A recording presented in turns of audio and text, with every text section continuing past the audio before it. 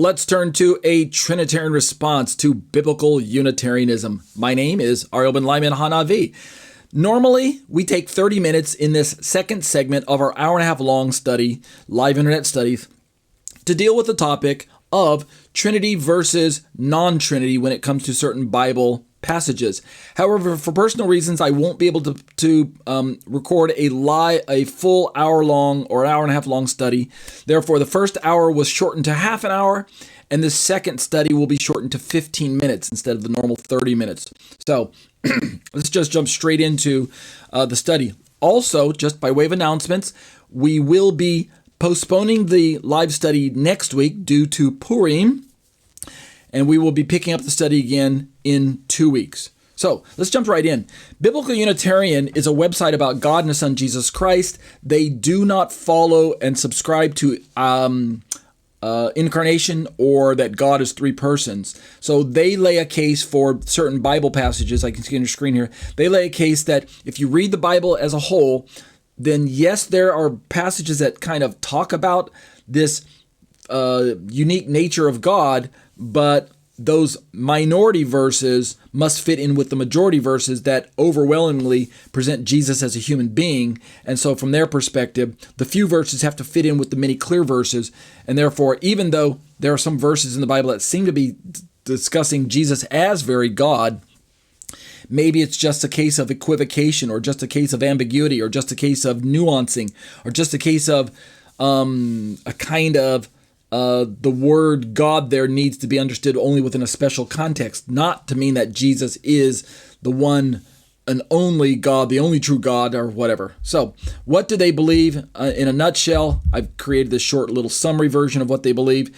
BiblicalUnitarian.com presents the Father as the sole true God, the Son is the human Messiah, distinct from God, and the Holy Spirit is either another name for God the Father, or the divine power bestowed upon believers, kind of an impersonal force that we as believers can tap into, but certainly not a third person of a ostensible Trinity that moves into us. You know, the Biblical Unitarian says that's nonsense, that's gobbledygook.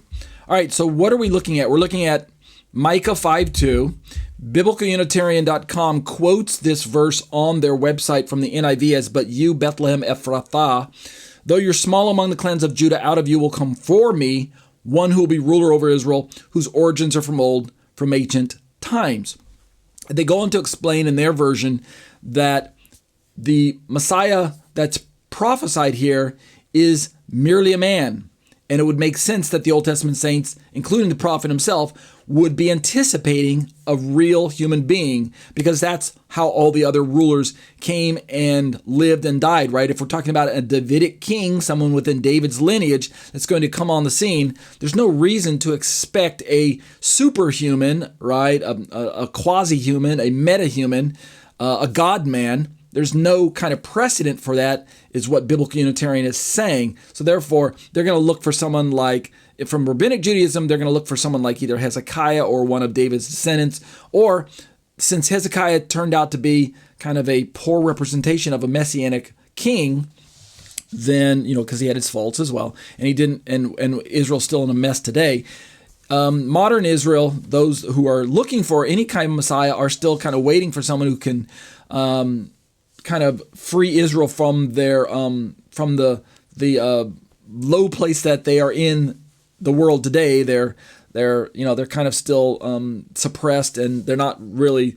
In other words, how do I say it? Israel kind of knows that God has already promised to elevate them to this preeminent spot, and so the fact that Israel is not in that preeminent spot at the moment leads them to the understanding that there must be a Messiah that's going to have to come in our future. So when they look at Micah 5:2, they're like, okay, you're coming out of Bethlehem, and you're coming out of our clans, you're coming out of our history, where it says one who will be ruler of Israel, whose origins are from old. What does that mean according to Biblical Unitarianism? He's not a really old guy. He's not a time traveler, and he's not a God man. He's just someone who's coming from the heritage and lineage of Israel. That's all that the verse is saying from their perspective. From ancient times, is just another repetition of the same origins from old in a poetic parallelism. That's what they believe. However, I'm not a Biblical Unitarian. I'm a Trinitarian. I'm in what I call Orthodox Trinitarian with a small o. Orthodox with a small o. It means I don't hold to Orthodoxy or Greek Orthodoxy or anything like that. I'm actually a Messianic Jewish believer. But when I say Orthodox, I mean sound Trinitarian theology, because we've got a lot of flavors of Trinity these days that don't quite fit Orthodox descriptions, in my opinion. So, what do I think about Micah 5:2? Well, I created this short little essay that we've already gotten significantly far enough into it. It's called A Trinitarian Response to Biblical Unitarianism, Refuting the Biblical Unitarian Interpretation of Micah 5:2.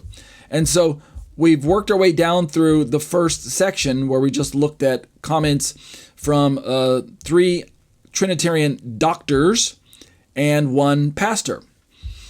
Now we're ready to start getting a little bit more technical by the Hebrew. And one of the reasons why I had to go in this direction, and we're going to go to the Greek too eventually, one reason why I did so is because Biblical Unitarians' model focuses on the Hebrew as well.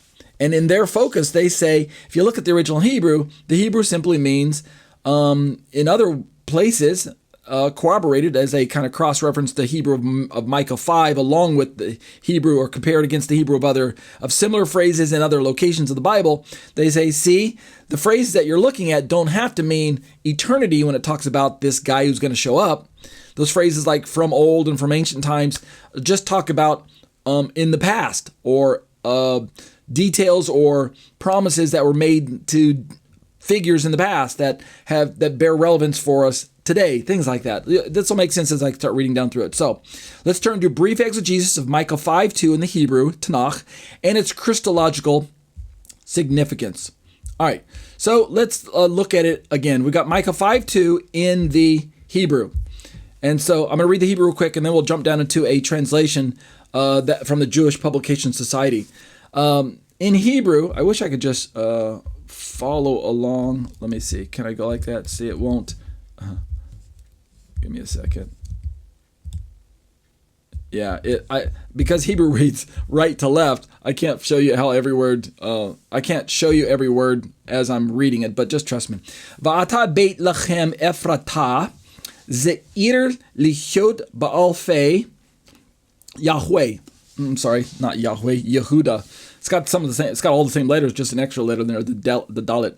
All right, lichot ba'alfei Yehuda, mimcha li yetze lichot moshel b'Yisrael, umotza otayv mikedem mimei olam. This word, this Hebrew that I just read, it's the final line that has all the juicy words that everyone's disagreeing about. And so it's made up of 4 words in the Hebrew. We got umotza otayv here, mikedem here, mime here, and olam here. And if I were to woodenly translate them from the Hebrew back over into English, it would say, and whose origins, umotza otayv, mikedem, are from old, mime, from the days of olam, eternity, or something to that effect. All right, the JPS translation says, "But thou, Bethlehem Ephrathah, which art little to be among the thousands of Judah, out of thee shall come forth unto me," and the "me" is capitalized because this is God talking. Obviously, the prophet's writing, but it's not Micah who's saying "forth unto me." It's God's voice. Micah's just the one who's writing it down. So out of thee shall come forth one unto me, that is to be ruler in Israel, whose goings forth are from old, from ancient days. Notice that right away JPS translates the Hebrew word olam that I highlighted earlier, that you can see in your blue right now. They highlight that as ancient days, right? Ancient days, mime olam. And so they've got a point, because the word mime, this one, has the root word yom, which is day in Hebrew. So from days of eternity, or days of old, or from days that are ancient. The word olam there, by context, has to grab its meaning. Does it mean ancient? Does it mean eternity? Does it mean very old? Which one does it mean? All right, let's do just some brief exegesis of key words and phrases in my short little essay here. The biblical Unitarian argument centers around 3 Hebrew phrases. Allow me to isolate each of them phrase by phrase for a moment. So we've got the first one, Motza Otaiv, translated as his origins or his goings forth. That's the first part that biblical Unitarian's going to grab a hold of. Second phrase, Mikedem, translated as from before or from long ago. And then the third phrase, Mime Olam, translated as from eternity or from ancient days. Again, either one's fine because the root word yom is in Mime, and therefore, since it's in what's called the construct state of Hebrew, the Mime is forming a kind of a what do we call a genitive, if I'm correct, and in the genitive form, it's days of old or something that effect, if I'm correct, Mime Olam. I might have gotten that part wrong, but I'm drawing this from my Hebrew memory. Okay, so let's talk a little bit about this. We've got very brief time tonight because of this being a shortened show. The biblical Unitarian view argues that these 3 key terms point to Israel's historical past, not eternity. From their perspective, why would the prophet just suddenly, shockingly, tell Israel that there's a guy who's going to come onto the scene? He's going to be a Messiah figure. He's going to be a king. He's going to be a ruler in Israel. Oh, and by the way, he's really, really old. In fact, he's so old, he predates his own birth. He's been around since the creation of man, or I'm playing it out kind of funny because in order to accept the Trinitarian position that Jesus actually predates his own birth, i.e. that Jesus is the Word of God made flesh, i.e. Jesus was actually was and is part of God's very nature, right? Part of the Godhead, part of the Trinity. Therefore, Jesus is older than his own birth in Bethlehem. And so, so if that's what the verse is saying, then, did the prophet know that? Did the people receive the verse that way? So biblical Unitarian kind of has a kind of a, what do we say, an argument from common sense that's fairly strong if you're kind of taking the New Testament out of the picture for a moment. But I go, however, from a Trinitarian perspective, these phrases are indeed indicative of the Messiah's preexistence and eternal nature. So we Trinitarians are forever going to be what Dr. White likes to say, beholden to the text. It means if we only had the Old Testament as our authoritative set of scriptures, we probably wouldn't be making the strong claims like we do when it comes to Trinitarian theology. In other words, what we're recognizing is that the Apostolic Scriptures part of our Bibles, what Christians call the New Testament, is where you're going to find all of your, or most of your Trinitarian-leaning passages and verses. And theology is going to be built from that. So that kind of makes sense. Let's keep plugging along just a few more points before I have to make this an extremely shortened show tonight. Let's now reincorporate these 3 phrases back into the verse as a whole, provide a short summary interpretation, and then we'll continue to examine the wider context. So I want to leave off at least with this part tonight. So in this, we got these 3 phrases where it says, Motza Otaiv Mikedem Mime Olam, whose origin is from old, from ancient days. So in my understanding, the phrase Mime Olam, from ancient days, is significant. I'm going to pick on that one first. The term Olam refers to eternity or ancient times, but its use in the Tanakh often carries the connotation of something beyond the temporal, sometimes implying eternal existence. So the first thing I'm saying is that, yes, biblical Unitarian could be making an argument from common sense that there's no way that this is referring to some eternal figure. It just simply refers to someone whose origin is from old. However, because it's within the what do we say, the scope of the nuance of the word olam in other places, when, for instance, we're talking about God, and we're going to see this here in a moment, then it is entirely allowable to interpret this word contextually to be speaking of Yeshua and putting his origin in the same category as the origin of God. And would we restrict that then to simply ancient days? Is God just merely a matter of days old?